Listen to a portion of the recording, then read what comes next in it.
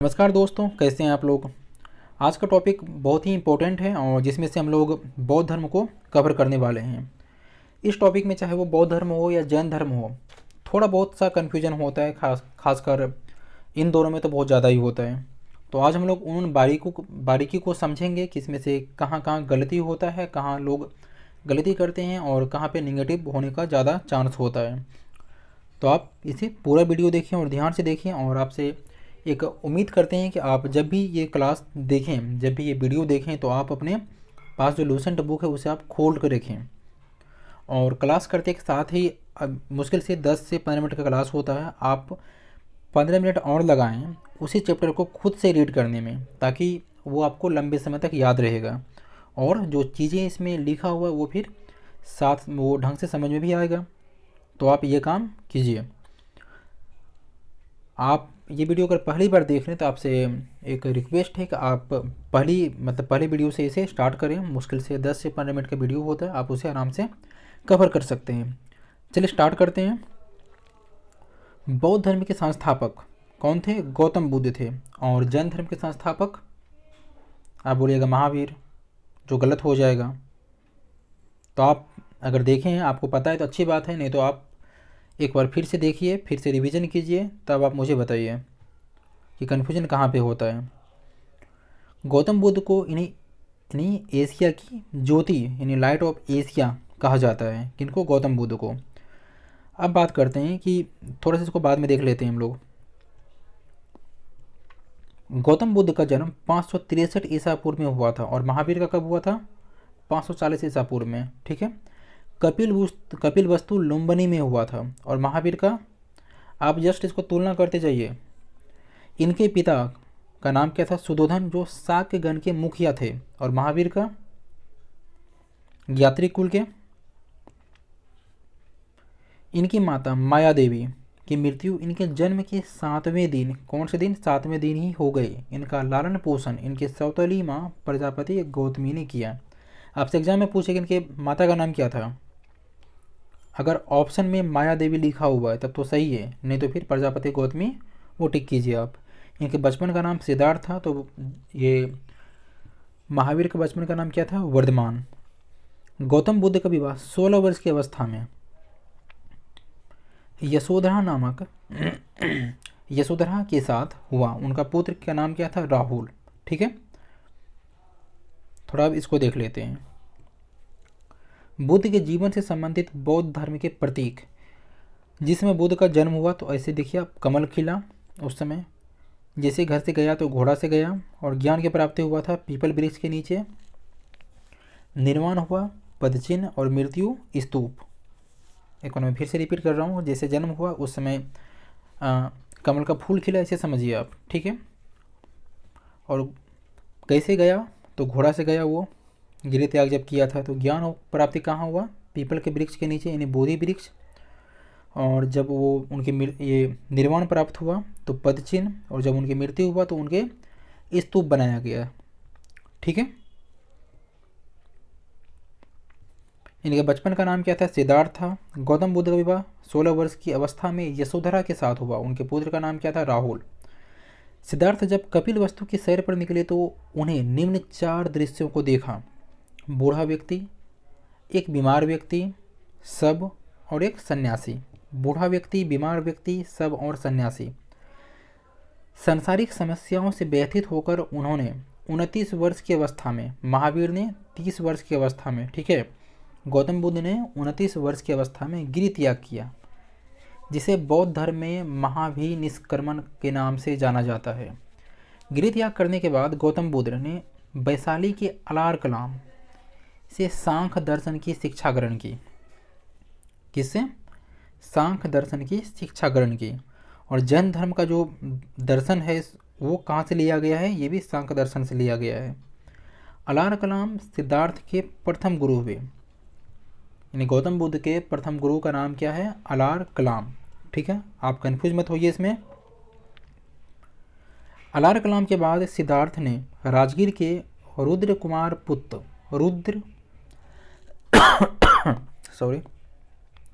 रुद्रक रामपुत्र से शिक्षा ग्रहण की। उरुबेला में सिद्धार्थ को कौंडिन्य, वप्पा, भादिया, महानामा एवं अगासी नामक 5 साधक मिले। इन पांचों साधक का नाम आप बिल्कुल ध्यान से देखें कि उन साधक का नाम क्या क्या था। बिना अन्न जन ग्रहण किए, बिना खाए पिए 6 वर्ष की कठिन तपस्या के बाद, महावीर को 12 वर्ष की कठिन तपस्या के बाद ज्ञान की प्राप्ति हुआ था, लेकिन गौतम बुद्ध को 6 वर्ष की कठिन तपस्या के बाद 35 वर्ष की आयु में वैशाख पूर्णिमा की रात निरंजना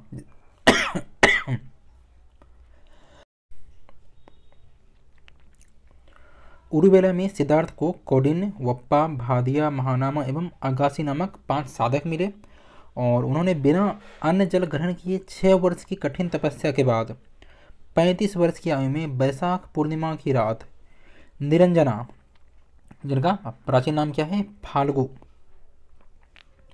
नदी के किनारे पीपल वृक्ष के नीचे सिद्धार्थ को ज्ञान के प्राप्त हुआ था। ठीक है। और महावीर को ऋजुपालका नदी के तट पे। ज्ञान प्राप्ति के बाद सिद्धार्थ बुद्ध के नाम से जाने गए। वह स्थान बोध गया कहलाया। बोध गया कहाँ पे है? बिहार के गया जिले में है। कभी जाइए और घूमिए। बुद्ध ने अपना प्रथम उपदेश कहाँ दिया? सारनाथ के ऋषि पतनम में दिया। और ये सारनाथ कहाँ पे है? वाराणसी, जिसे बौद्ध ग्रंथों में धर्म चक्र प्रवर्तन के नाम से जाना गया। बुद्ध ने अपने उपदेश जन साधारण की भाषा पाली में दिए, लेकिन महावीर ने प्राकृत भाषा में दिया था। बुद्ध ने अपने उपदेश कौशल, वैशाली, कौशाम्बी व अन्य राज्यों में दिए, लेकिन सर्वाधिक उपदेश कहाँ दिया था? कौशल देश की राजधानी श्रावस्ती में। कौशल एक महाजनपद भी था। इनके प्रमुख अनुयायी शासक जो थे वो बिंबिसार, प्रसेनजीत, उदयन। बुद्ध की मृत्यु 80 वर्ष की अवस्था में, महावीर की कब हुआ था? 72 वर्ष की अवस्था में। आपको याद नहीं है तो इसका मतलब आप रिवीजन नहीं कर रहे हैं या फिर लिंक नहीं कर पा रहे हैं, तो आप उसे रिवीजन करके देखें उसको।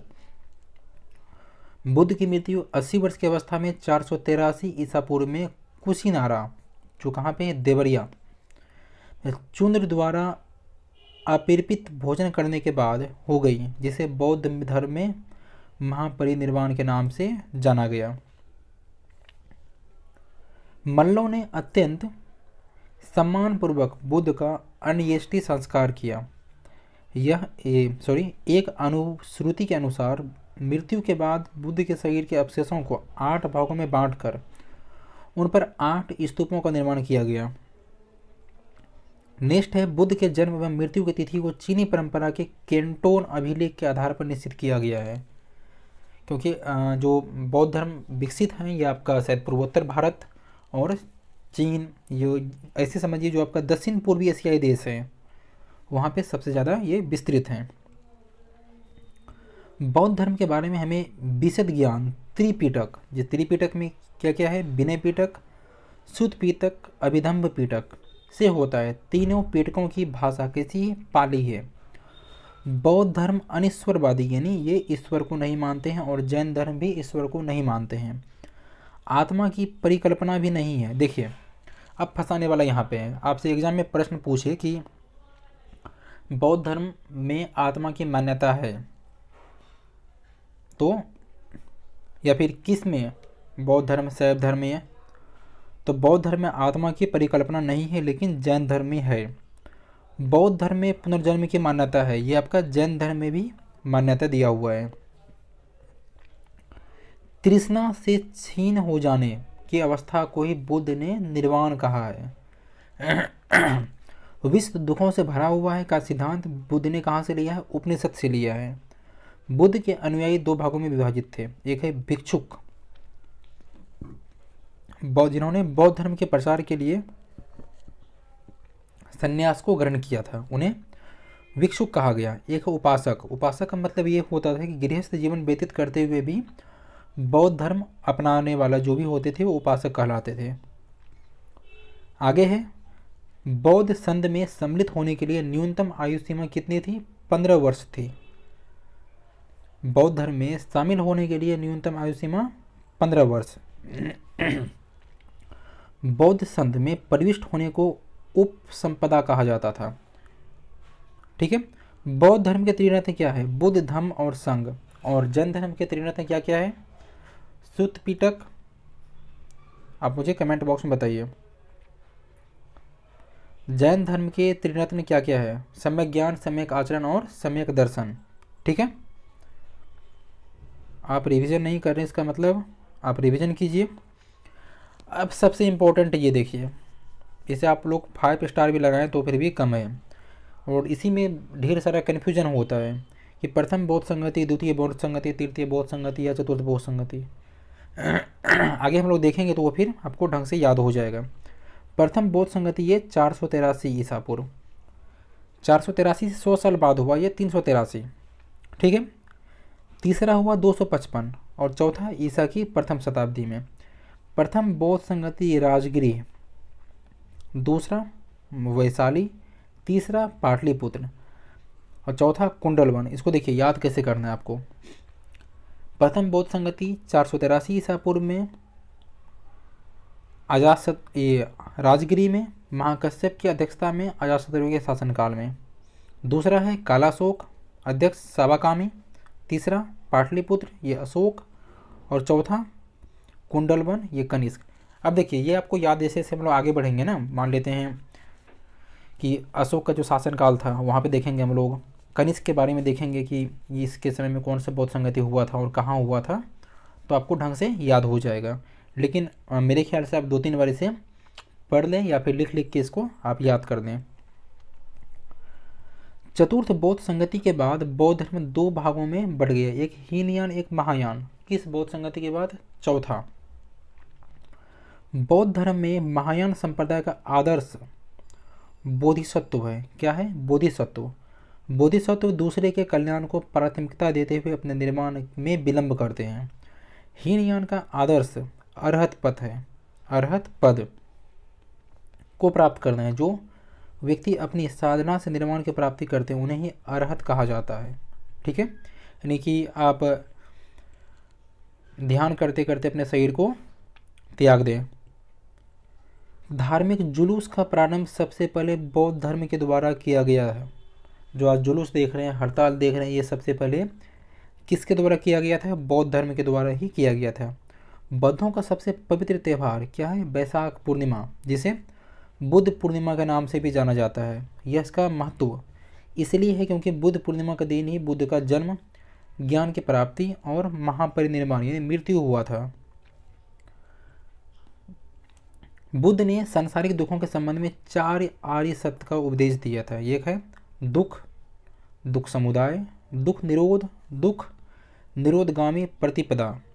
मतलब इन सांसारिक दुखों से मुक्ति हेतु जितने सारे दुख बताए हैं 4, इनसे मुक्ति हेतु बुद्ध ने अष्टांगिक मार्ग की बात किया।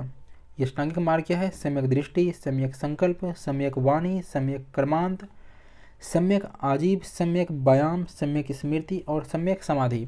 ये आपसे एग्जाम में नहीं पूछेगा बस, लेकिन कुछ कुछ मान लेते हैं इसमें से ज़्यादा अगर कभी कल मूड हो गया पूछने का कि भाई बताओ तो जाने वाला बात जो होता है कि आपसे पूछ दिया कि इसमें से कौन सा अष्टांगिक मार्ग से संबंधित नहीं है, तो उसमें थोड़ा फंस जाइएगा मेरे ख्याल से। इसको आप देख लें एक बार। बुद्ध के अनुसार अष्टांगिक मार्गों के पालन करने के उपरांत मनुष्य भव तृष्णा नष्ट हो जाती है और उसे निर्वाण प्राप्त हो जाता है। तृष्णा मतलब ये कहने का मतलब ये है गुस्सा, घृणा। नेक्स्ट देखिए, निर्वाण बौद्ध धर्म का परम लक्ष्य है। बौद्ध धर्म का परम लक्ष्य क्या है?